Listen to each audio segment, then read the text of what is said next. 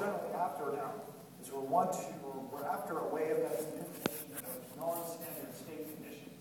We don't necessarily want these zero values. We want to have conditions under other concentrations. Okay. So we could write this. This is part of the puzzle. We can write E0 cell equal to RC over NF times log of the chemical equilibrium part.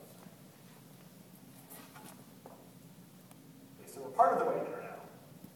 We've got a way of connecting an overall potential of a cell to concentrations, but we're still not quite under the conditions which we want. We're not quite in a position where we can figure out how chemical concentrations are going to change things.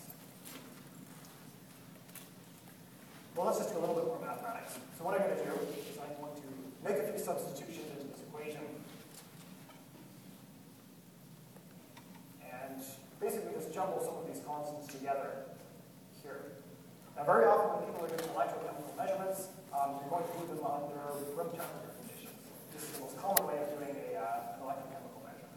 We want to do it on a bench top where everything is kept in liquid form. So we'll say that most of the time we're going to do these measurements at around 298 Kelvin.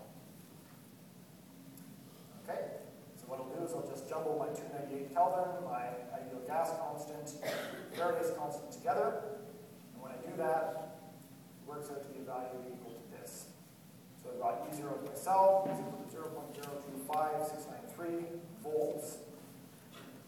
That is a voltage. I'll leave it to you guys to just do a little bit of unit analysis and figure out where that comes from.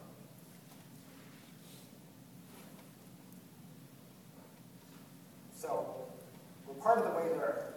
What we've got now is a way of connecting equilibrium conditions, so equilibrium concentrations, things like the equilibrium constant, to an overall cell voltage. That's 3D0 cell. So in other words, what I can do is if I can measure under standard state conditions the potential of an electrochemical cell, I've now got some information about